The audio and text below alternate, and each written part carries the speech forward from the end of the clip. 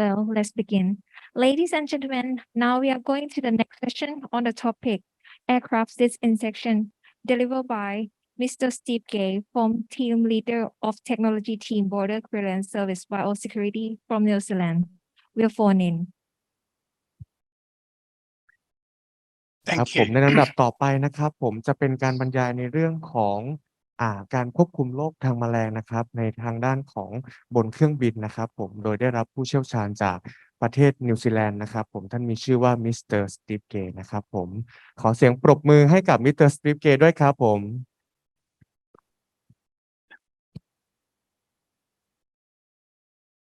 Thank you all. Can you hear me clearly? Yes. Thank you. So I've been asked by the World Health Organization to deliver this presentation. I was part of the airline and vector expert panel, which worked with WHO in Geneva back in 2020 to put a document together for the airline industry and governments around the world to understand the recommended practices for aircraft disinsection. So I'll just move through this slowly. If there are any questions, I'm happy to take them at any time or to take them at the end. Thank you.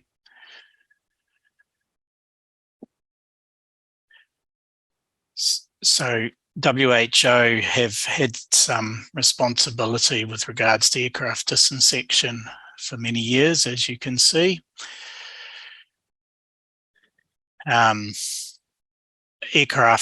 We know aircraft can introduce insect vectors to locations which have not previously been present. And then obviously the flow-on effect of those vectors transmitting infection to people and places that the aircraft arrive to. And as I'm sure you're all aware, the mosquitoes act as vectors of pathogens that cause a number of serious diseases.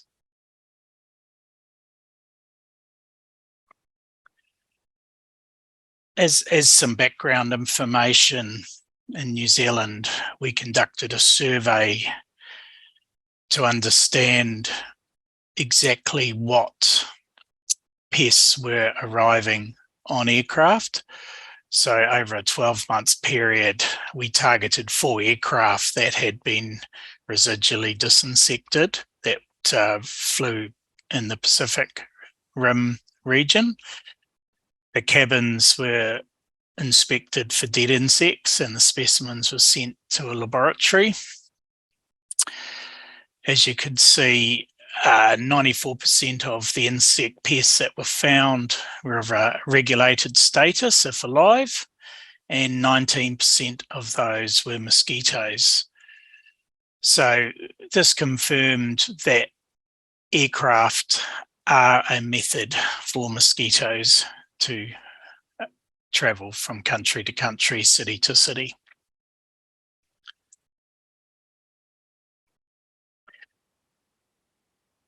WHO has published many aircraft disinsection related publications for industry use over the years.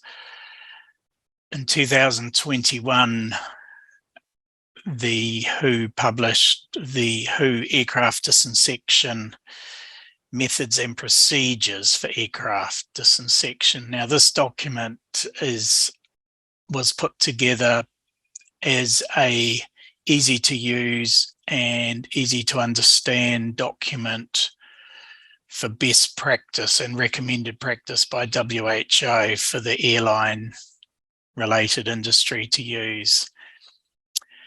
One thing that we have to point out is that the requirements for aircraft disinsection are determined by national authorities at the arrival destination, but these WHO recommendations are available for these authorities to utilise.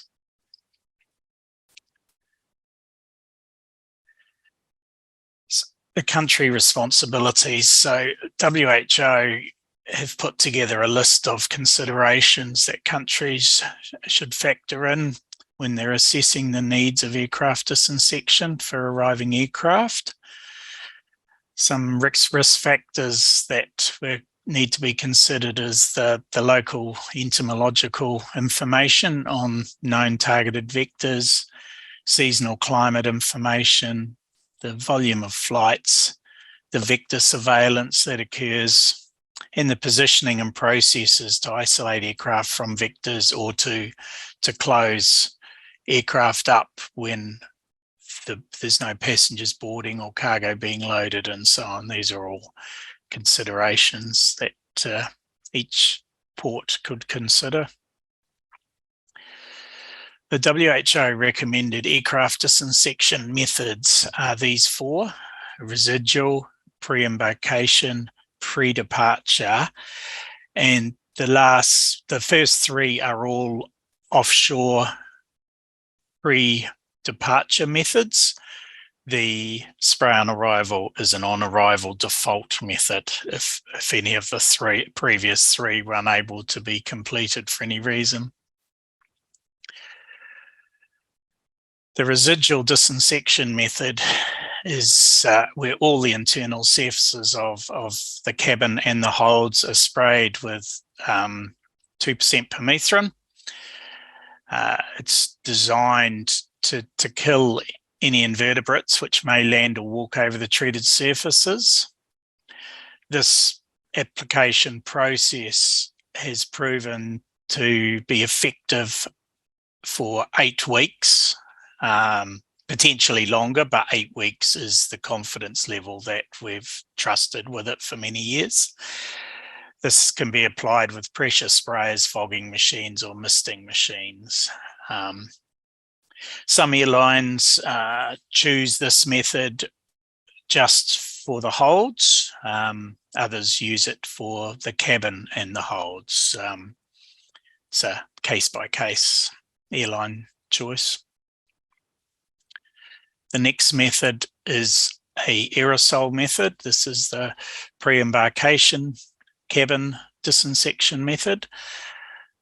This uses 2% permethrin, which is the same active ingredient as for the residual, but it's in an aerosol form.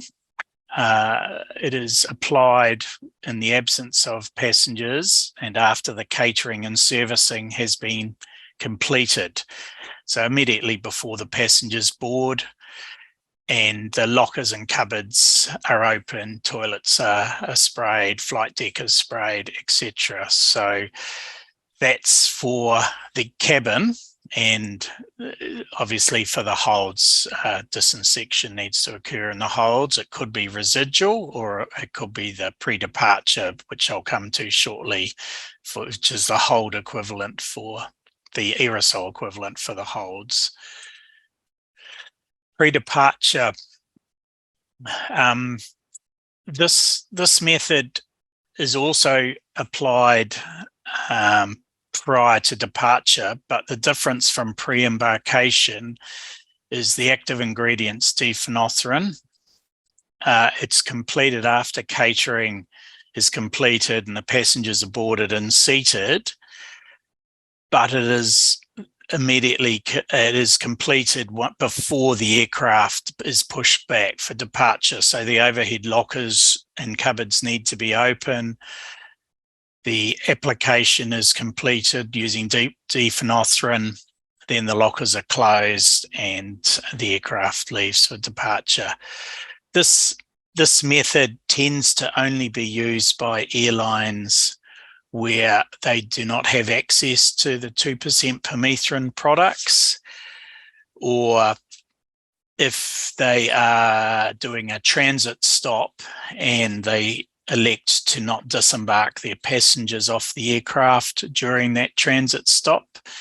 So that tends to be the reason that this particular method is used for the cabin. And then, as I mentioned previously, for both the pre-embarkation and the pre-departure method, the pre-departure hold disinsection is the aerosol disinsection of the holds of the aircraft. It's a one-shot can that contains both 2% permethrin and 2% diphenothirin. And unlike the cabin cans, it has a vertical ejection nozzle. The cabin cans have a horizontal nozzle. The aircraft is loaded with cargo. The door is closed to a minimal gap. Then the cans are placed inside the cargo, clear of any overhanging cargo, and they are activated. Then the door is immediately closed.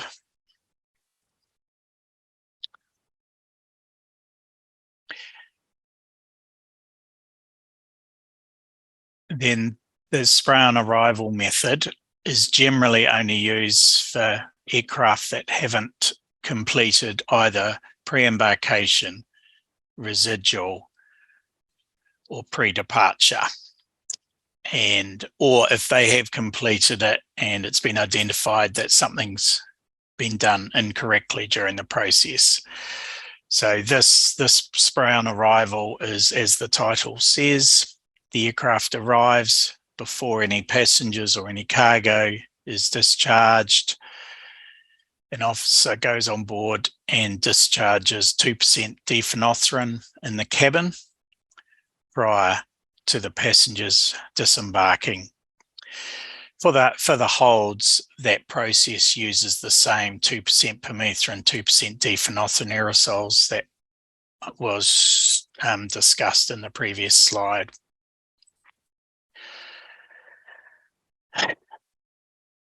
We measure, in New Zealand, we have a process for measuring the efficacy of the applications.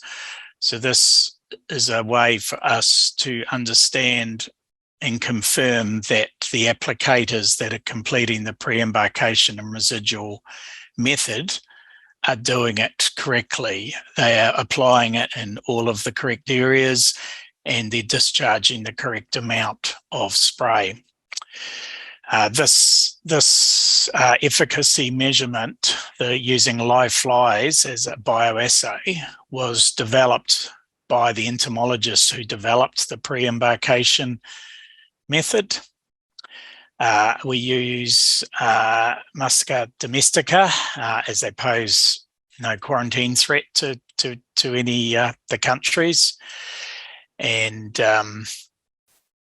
we use non-resistant strains, laboratory bred flies, and because they're less susceptible to diphenothirin and permethrin insecticides than mosquitoes are, then we know if the live fly is a pass, then we know it certainly would have killed any mosquitoes that may have boarded the aircraft.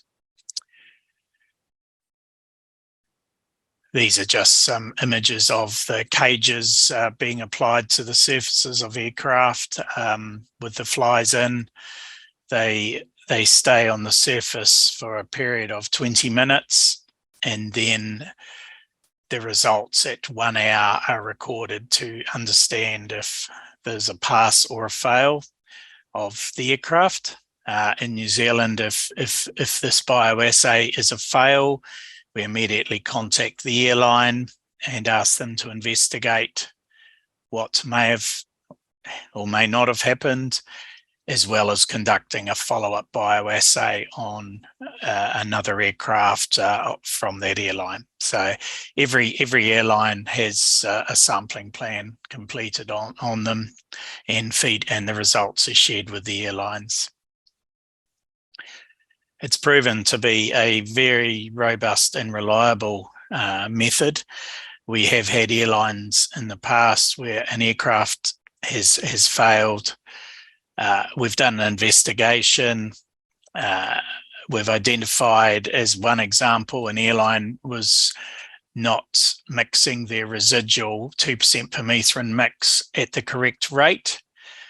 And once we identified that, they rectified their internal procedures and we re-audited an aircraft. The bioassay then passed, so that that showed to us that they had resolved the issue that caused the initial failure.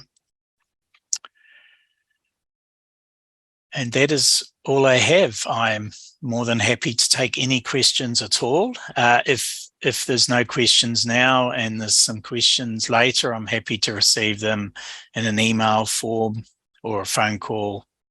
Happy either way. Thank you. เสียงปรบมือให้กับมิสเตอร์สตีฟเกย์ด้วยนะครับผมนะในส่วนของในเรื่องของการทำลายเชื้อเป็นเรื่องที่เราไม่ทราบเลยนะครับว่าบนเครื่องบินเนี่ยในการที่จะควบคุมป้องกันหรือว่าการทำลายแมลงบนเครื่องบินนะฮะเขาดำเนินการยังไงมีส่วนผสมยังไงนะครับผม Thank you, Mr. Steve Gay, for bringing us to a very productive session for today. Thank you very much.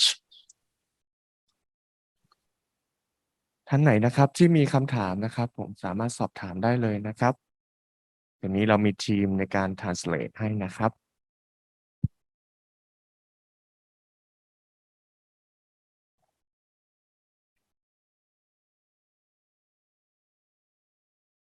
Hi, Steve. Thank you for your valuable presentation.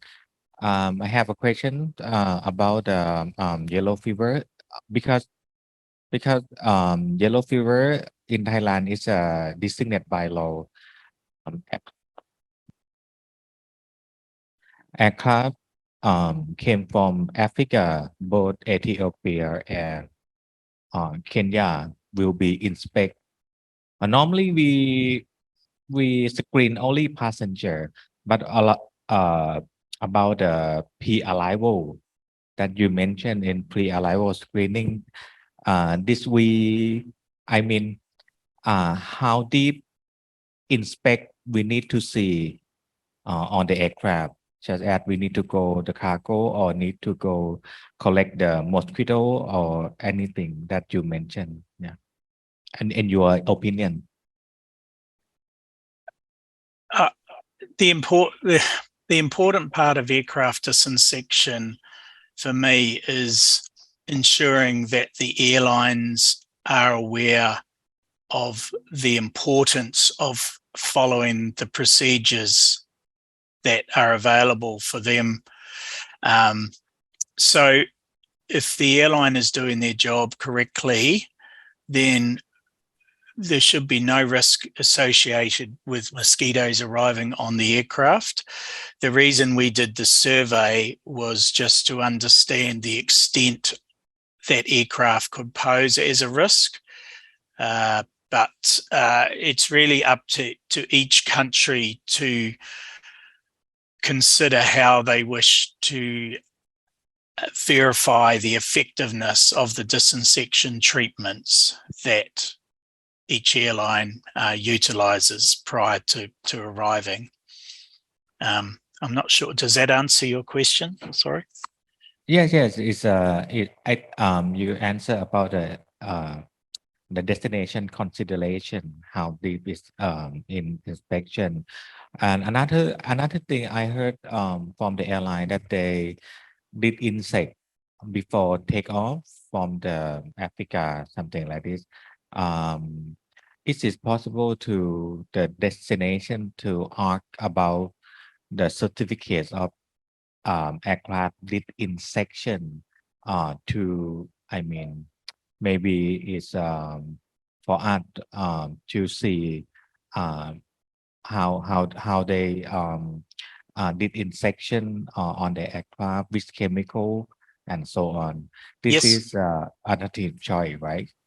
Correct. Yes. So in the WHO procedures, there is certification that is available for the airlines to use. So obviously a country could do some verification on arrival to check the certification, but also to check the empty cans that the correct number and type have been utilized for that aircraft model. The WHO document stipulates the amount of spray required for all the different aircraft models. So that is one option for verification that officials could do on arrival in a country. In New Zealand and Australia, as an example, we have actually set up a database that we require the airlines to complete prior to the aircraft's arrival. And this gives us the opportunity to confirm the number of cans, the active ingredient, prior to its arrival. So we only do spot check verifications. We don't meet every aircraft if the database has been completed correctly. Okay, thank you. Another question is beyond Africa for yellow fever. Did you inspect the other continent about the mosquito? No, it was just the inspection we did on the aircraft was purely to understand the risk associated with mosquitoes getting on board an aircraft. It was just to confirm that aircraft disinsection is not a waste of time, that it is an important tool to stop the spread of mosquitoes by air. So no other research was done other than that example. Okay, thank you. No question. มีใครทำอะไรไหมจ๊ะสำหรับแอร์ไลน์ภาษาไทยได้จ้ะเดี๋ยวมีคนแปลให้Still they have another from Port Health Quarantine สุวรรณภูมิ Airport ask you the question ครับขออนุญาตเรียนถามว่าที่ประเทศนิวซีแลนด์เนี่ยคนที่ทำ disinfection เนี่ยเป็นหน่วยงานไหนที่ทำแล้วก็ทางใช้ Airport แล้วก็ทาง Port Health หรือว่า Quarantine เนี่ยใช้หน่วยไหนที่เข้าไป inspector ของThe question is, in New Zealand, which organization that provide for disinfections? The question is in New Zealand airport with organization responsibility for the inspection of the aircraft mosquito vector with organization and do you have a port health and quarantine to inspect or not? I think my staff ask about the organization who responsibility of the inspect and action on the aircraft inspection. Yes, certainly. Thank you. In New Zealand, Ministry of Health are the lead organisation with regards to making the ultimate decisions around aircraft disinsection for mosquitoes. But because my organisation, Ministry for Primary Industries, also has an interest in aircraft disinsection for biosecurity pests, many years ago it was decided that MPI would take the lead role in managing aircraft disinsection in New Zealand. But when it comes to the airports and the vector monitoring that occurs around New Zealand airports, this is the responsibility of the airport companies. They have a requirement as part of their approval to be in a port of first arrival, is what we call it, an international port. They have a responsibility to have a vector monitoring program, and those specimens are any specimens that are located are sent for ID, and if there is any sort of border incursion, then our health authorities take the leadership from there. But the vector monitoring is completed by the airport authorities themselves.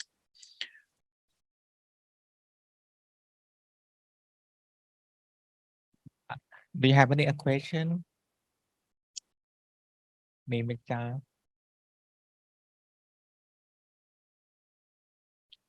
Okay, Steve, I think everyone is clear.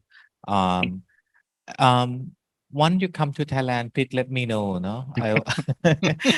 Because this part of the aircraft disinsection is a very new. I think my staff and the airport in Thailand is not familiar. Even even in a during arrival inspection, I mean mostly we determine or we focus only the traveler is not.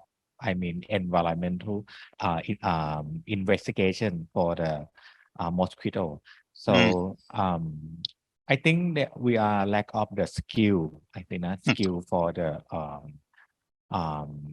skill and technique to catch the mosquito.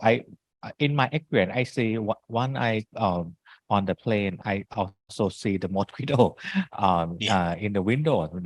It's come from which continent in the world. So it's it's very interesting.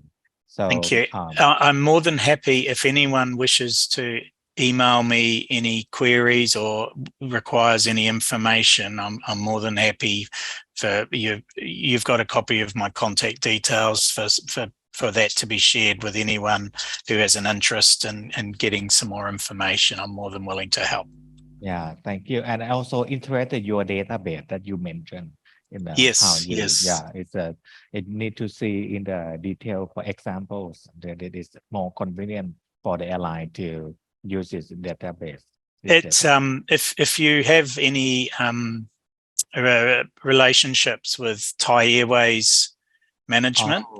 Thai Airways. I have a Thai Airways staff here. Yeah. Yes, so Thai Airways they complete the database. So there are Thai Airways representatives who have access to that database, so they might be able to demonstrate it to you firsthand.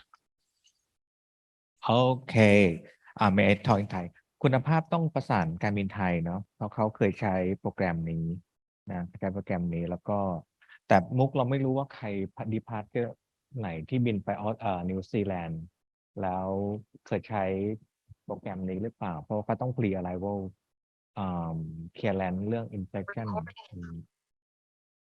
แล้วฝ่ายช่างตอนบ่ายเนาะ because in afternoon we have a Thai Airway engineer aircraft to disinfection. I will ask them about this program. But as I said, feel free to contact me any time. Okay, thank you. Thank you very much for the opportunity to present. Enjoy the rest of your conference. Okay, thank you. Thank you. Goodbye.